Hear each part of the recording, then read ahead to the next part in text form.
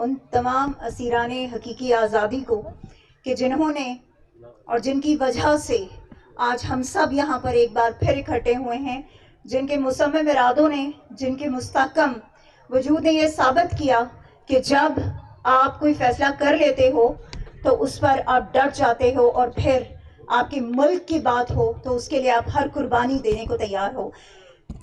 میں گزارش کروں گی سعید خان صاحب سے، اسلام زید، فرحان علی، صابر خان کہ وہ یہاں پر سٹیج کے سامنے آتے جائیں پلیز۔ جتنے ہمارے اسیران حقیقی آزادی ہیں وہ کائنڈلی یہاں سٹیج کے سامنے تشریف لے آئیں سب۔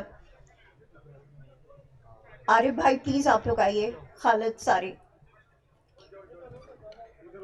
دانیال کیانی، محمد اکرام، غضنفر عباس، آصف۔ میں چاہوں گی آپ سب کھڑے ہو کے ان کے لیے تالیاں بجائیے۔ جس طرح سے ان لوگوں نے قربانیاں دی ہیں اس کی کوئی مثال نہیں ہے۔ کمل پلیز آپ، کمل۔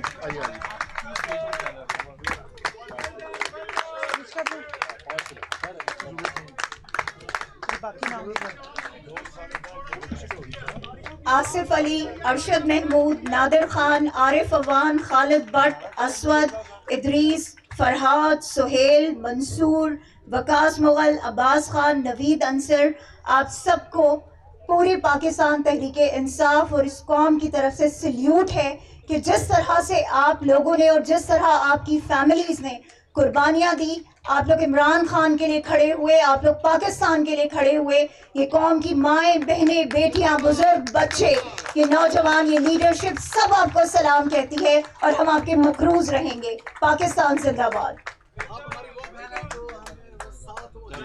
Thank you. بہت شکریہ جی۔ کمل شاذب صاحب آپ سے خطاب کریں گے۔ جی بسم اللہ الرحمن الرحیم۔ دل سے جو بات نکلتی ہے اثر رکھتی ہے، پر نہیں طاقت پرواز مگر رکھتی ہے۔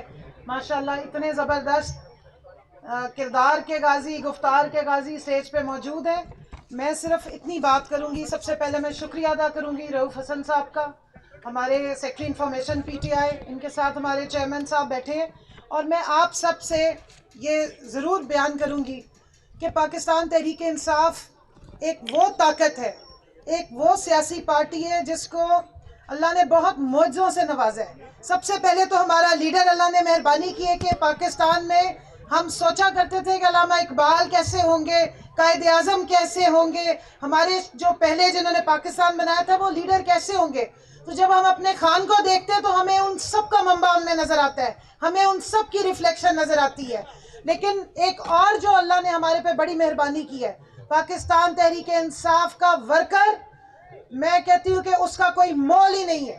اس جد و جہد میں جس طرح ہمارے ورکر نے، جس طرح ہماری خواتین نے، جو آپ کا کردار ہے، میں آپ کو سلوٹ پیش کرتی ہوں۔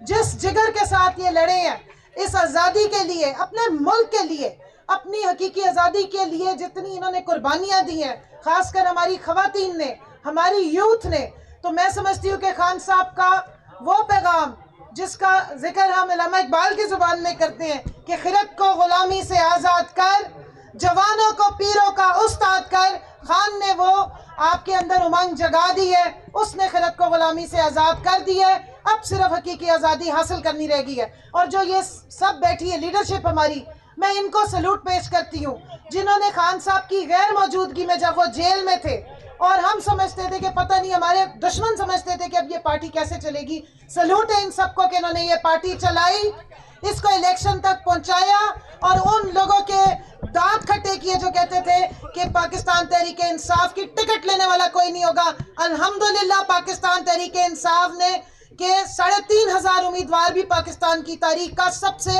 ایک بڑا ہسٹری بنی ہے کہ ٹکٹ لینے والوں کی لائنیں لگی ہوئی تھی اور ہمیں سمجھ نہیں آ رہی تھی کہ کس کو دینی ہے ٹکٹ اور کس سے روکنی ہے۔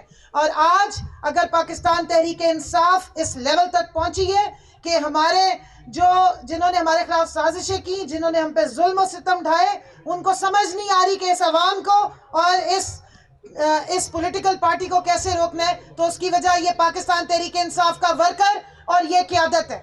اور میں خاص سلوٹ پیش کروں گی رؤف حسن صاحب کو، جنہوں نے ہمارا نیریٹو، جو کور کمیٹی کی میٹنگز کا نیریٹو، جو بیانیہ تھا، وہ ورکر تک پہنچایا۔ اور سلام ہے اس ورکر کو کہ جس نے اپنے لیڈر کی آواز پہ ہمیشہ لبیک کہا۔ صرف یہ بتاتی چلوں کہ ہمارے لیڈر کوئی اپنی ذات کی لڑائی نہیں لڑے. اللہ نے ان کو سب کچھ دیا ہوا تھا. وہ صرف اور صرف اس عوام کی آزادی کی, اس ملک سے غربت کے خلاف جہاد لڑے, جہالت کے خلاف جہاد لڑے, اور جو ایک غلامی کا توق ہمارے گلے میں جو ہمیں نظر نہیں آتا تھا وہ ہمیں اچھی طرح نظر آ گیا, وہ اس کے لیے کھڑا ہے. اور میں آخر میں صرف اتنا کہوں گی کہ محمد سے وفا تو نے تو ہم تیرے ہیں, یہ جہاں چیز ہے کیا لوح و قلم تیرے ہیں. ہمارا لیڈر اللہ کی مہربانی سے وہ لیڈر ہے جو دنیا میں ناموس رسالت کا محافظ بھی بنا. اسی مارچ کے مہینے میں 15 مارچ وہ دن ہے جس کو ہم فخر سے مناتے ہیں. تو جس نے محمد کی محبت پوری دنیا میں اجاگر کی ہے, بتایا ہے کہ ہمارے نبی کی ناموس کی حفاظت کرنی ہوتی ہے, ہمارے دل دکھتے ہیں, اللہ نے اس سے تخت و تاج لے کے بھی اس کو لوگوں کے دلوں میں حکمران بنا دیا ہے.